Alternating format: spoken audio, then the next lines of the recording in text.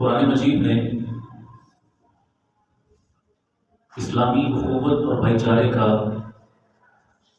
ایک بہت زبردست نقشہ کھینچا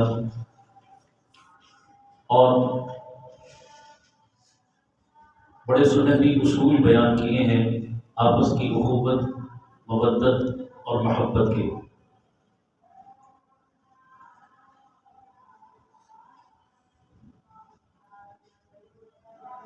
جناب نبی کریم صلی اللہ علیہ وسلم نے ارشاد فرمایا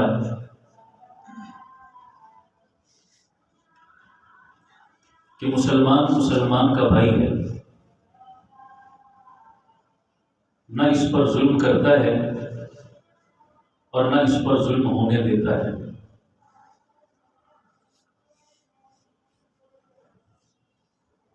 ظلم نہ ہونے دینے کا مطلب یہ ہے کہ مسلمان اپنے مسلمان بھائی کو ظالم کے سپرد نہیں کرتا، تکلیف میں اس کی مدد کرتا ہے، اس کا ساتھ دیتا ہے، اس کے ساتھ تعاون کرتا ہے۔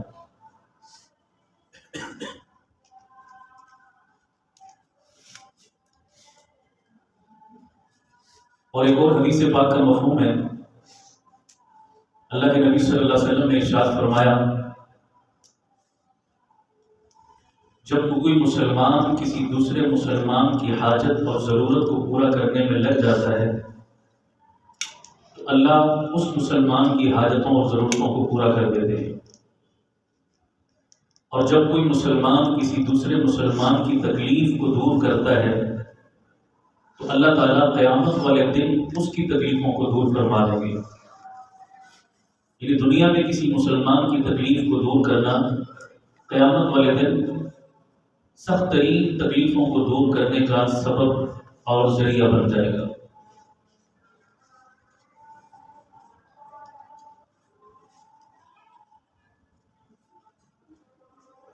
اسی طرح اللہ تعالیٰ نے قرآن مجید میں ارشاد فرمایا کہ جتنے رنگ اور نسل کے فرق ہیں یہ سارے کے سارے مٹا دیے گئے، کہ یہ تو صرف تمہارے تعارف اور تمہاری پہچان کے لیے ہیں۔ اِنَّا جَعَلْنَاكُمْ شُعُوبًا وَقَبَائِلَ لِتَعَارَفُوا، یہ جو قبیلے اور قومیں ہیں یہ تعارف کے لیے۔ مثال کے طور پر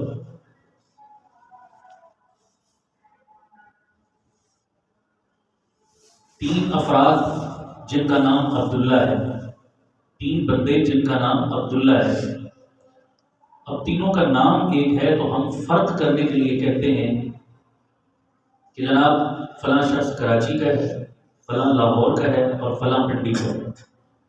تینوں میں فرق کیا ہم نے تو شہروں کا تعارف ان کے ساتھ جوڑا، یا فلاں عبداللہ پٹھان ہے، فلاں پنجابی ہے، فلاں سندھی ہے، یہ فرق کرنے کے لیے۔ اس سے زیادہ ان چیزوں کی کوئی حیثیت نہیں ہے کہ ہم ان ذاتوں پر، قوموں اور قبیلوں پر فخر کریں کہ جی میں تو چودھری ہوں، میں تو ملک ہوں، میں تو خان ہوں، میری تو یہ کاسٹ ہے۔ اسلام ان چیزوں کی بھرپور مذمت کرتا ہے اور نفی کرتا ہے، اصل کے اعتبار سے ان کی کوئی حیثیت اور وقت نہیں۔ تو فرمایا کہ یہ رنگ اور نسل کا فرق صرف اور صرف تعارف کے لیے ہے۔